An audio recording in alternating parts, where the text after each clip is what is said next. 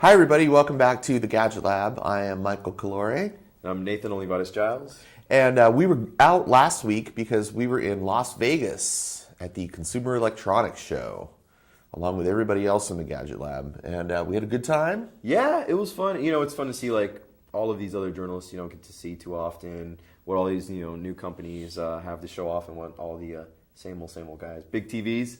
Big TVs with big resolutions. Big TVs. But yeah, to your point about the big companies and the small companies, I think that was probably the biggest trend this year. The days of CES being ruled by, the giant Apple and Microsoft and Sony and all that stuff has kind of fallen by the wayside. Yeah, Microsoft didn't even show up in the past. They've been the big keynote. This year was Qualcomm, which, was different. But a lot of the cool stuff that we saw was actually from like Kickstarter funded projects, small startups, or even folks who've been around in the background, like NVIDIA. They've been making, graphics processors for a long time.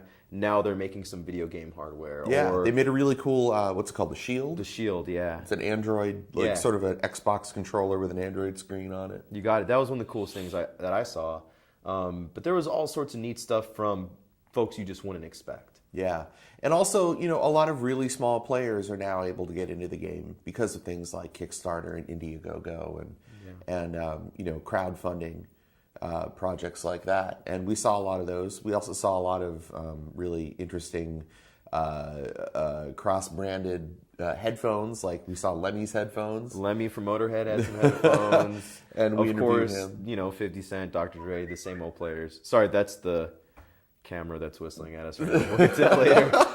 We'll get to that later. You actually interviewed Curtis Fitty. I did talk to 50 Cent. Yeah, that was one of the most interesting interviews that I've done in my career thus far. He was just a really smart guy and pretty frank about the quality of his headphones versus like the audiophile stuff. He's not making that. He's just kind of making what he thinks is something that can be profitable and stylish and sound good for the YouTube generation of music listeners. Yeah, and it's definitely something different than what everybody else is doing. Totally different. He actually has an emphasis on durability. You can twist the heck out of his headphones and they won't break. Everybody has that now. Really? Yeah. Okay. But he bought the company, right? That was the big thing. He owns his company. He's not just licensing deal. He owns it. Yeah.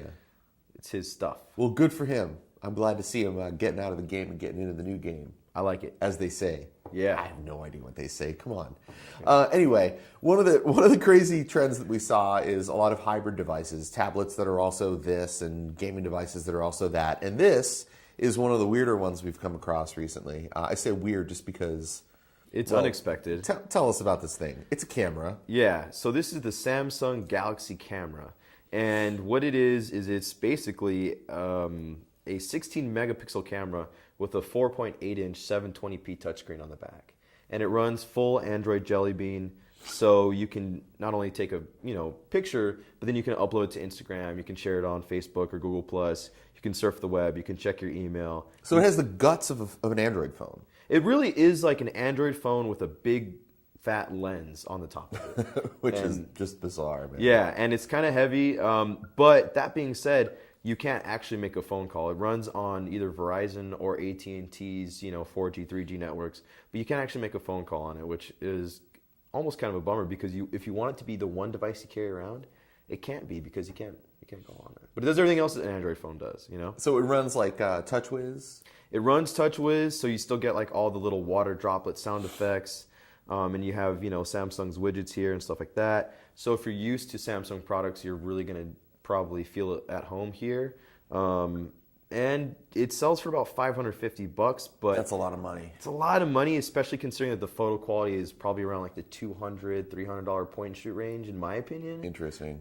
So it's not the best camera, but it's the first, full Android camera that I've seen like this. So it's sort of about the same quality camera that you'd get. Well, it's 16 megapixel sensor, right? 16 megapixel sensor, so it's better than your smartphone. Yeah. And it's like a entry level point and shoot, but it's obviously not going to be like a high end point and shoot. It's got a nice big zoom lens on it. Yeah, you can do up to 21 time optical zoom. Yeah. So it's like really, really high zoom. But so, it's around the same quality you'd get out of one of those super zooms from like the CyberShot line from Sony or like the PowerShot line from from Canon. Yes, exactly, around there. Yeah, but it's just got this giant Android phone. It's the weirdest thing.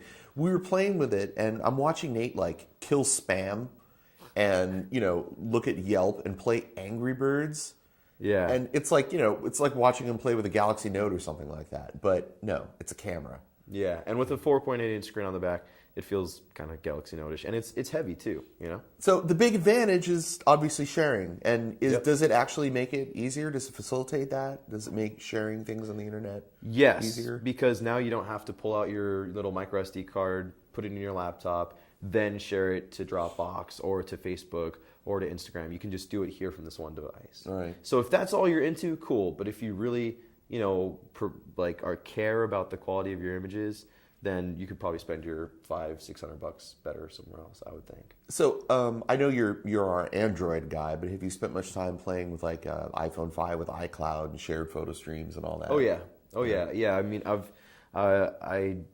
I'm always comparing, what the iPhone's doing to what the latest Androids are doing. And how does that experience to the automatically pushing things to the cloud compare to that? It's basically the same experience. You take a photo and it shows up in your Dropbox. You don't even have to think about it. You take a photo, it can automatically show up in Google Play. You don't even have to think about it.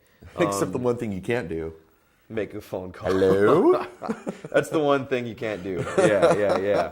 But no, it's great. This kind of feels like the future of consumer cameras. There's still a lot of rough edges. There's still a lot of quirks. It's still weird.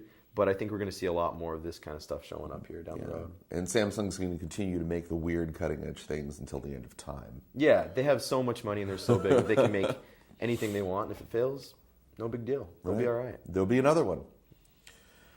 So you're going to do a hands-on with this, and then a full review, which you can read on Wired.com. And also, I'd recommend that you definitely go to the Gadget Lab website on Wired and look at all of our CES coverage if you haven't already, including our Best of CES Roundup that went live this week.